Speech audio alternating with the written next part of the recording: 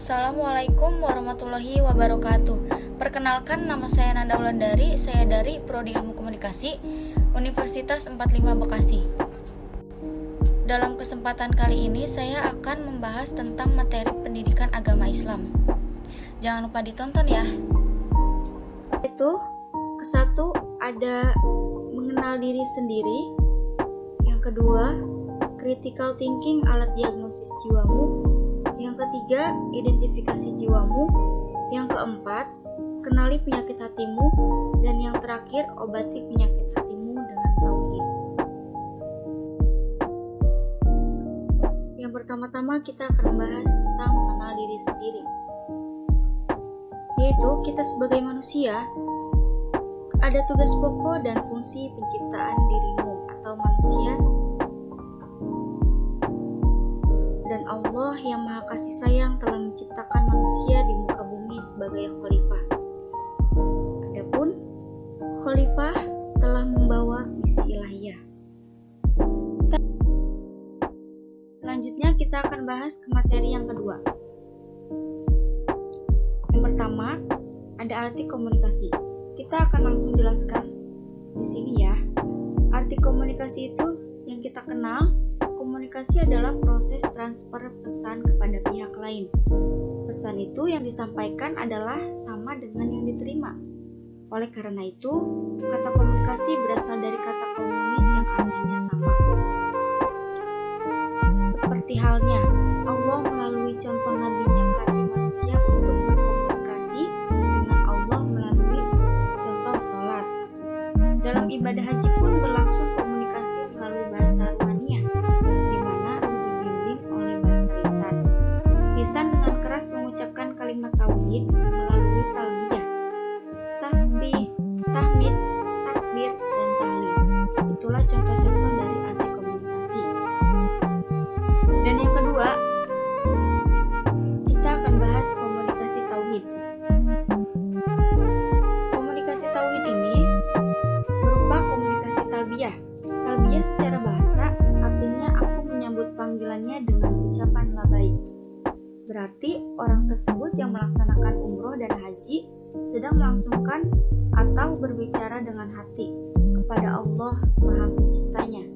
Sambutan disampaikan melalui pengakuan dan curahan pujian dan pengagungan atas seluruh nikmat iman dan kenikmatan kelejaan hidup hanya atas anugerahnya, sehingga menyatakan bahwa tidak ada kesyirikan bagi Allah. Seperti itu penjelasan dari satu ke dua. Yang ketiga, ada critical thinking dan komunikasi. Dan yang keempat, tangkap dan pahami pesannya. Kita bakal lanjut ke pembahasan yang ketiga, yaitu critical thinking dan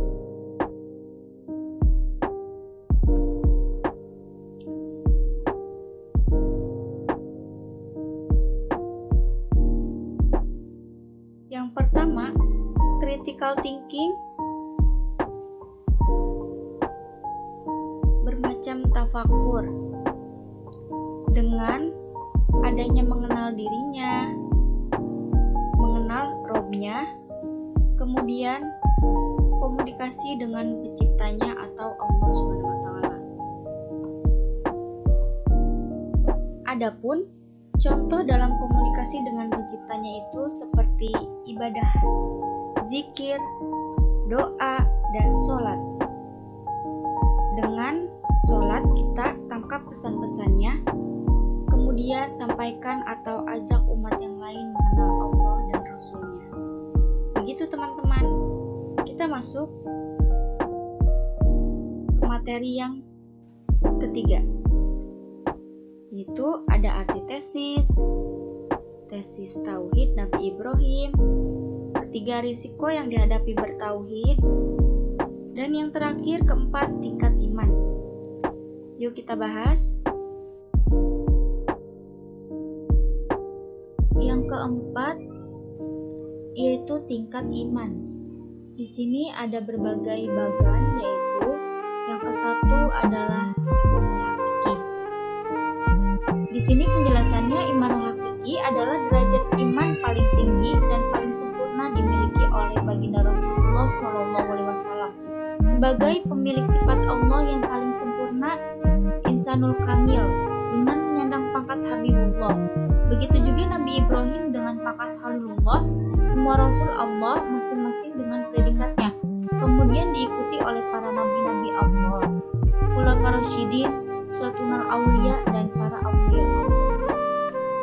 Dan yang kedua, Imanul Haq, yaitu penjelasannya berikut. Hati pada makom ini pandangannya selalu kepada Allah, dengan arti bahwa setiap akalnya senantiasa sampai kepada sifatnya yang tersimpan dalam asmanya.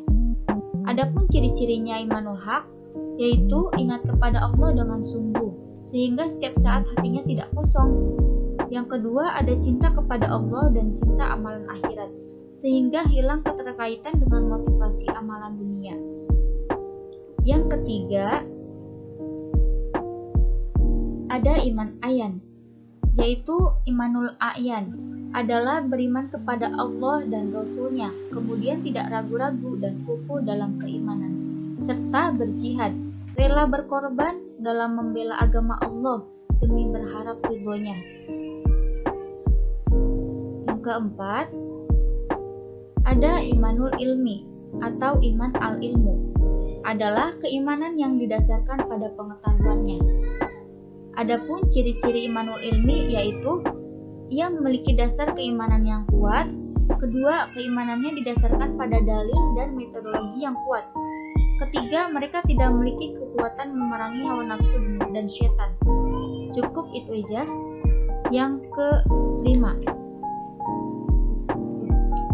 ada iman taklid atau al-taklid, yaitu iman seseorang hanya sebatas lisan.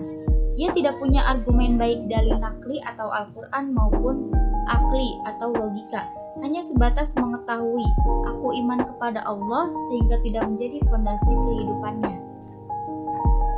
Selesai, kita lanjut ke berikutnya.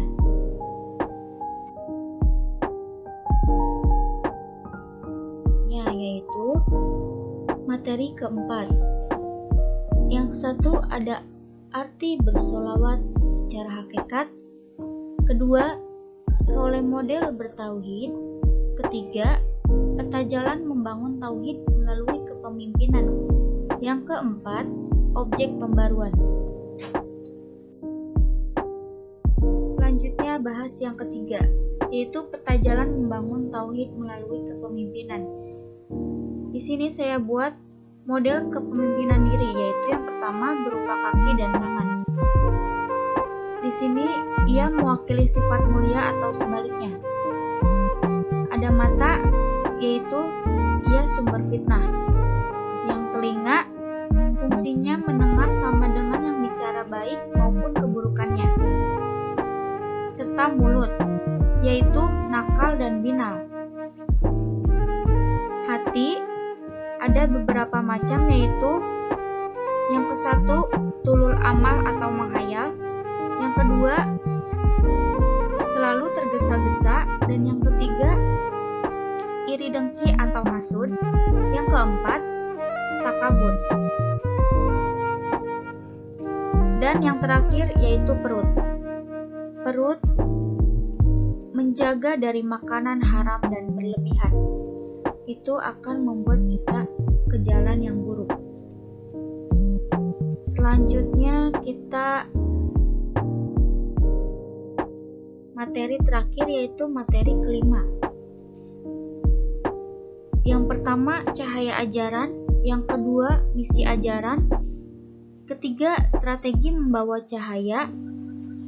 Yang keempat, program implementasi. Bahas yang ketiga, yaitu strategi membawa cahaya. Ada sabar dan tawakal. Sabar, Allah mengajarkan strateginya adalah dengan bangun benteng pertahanan, yakni pertama sabar dan kedua tawakal.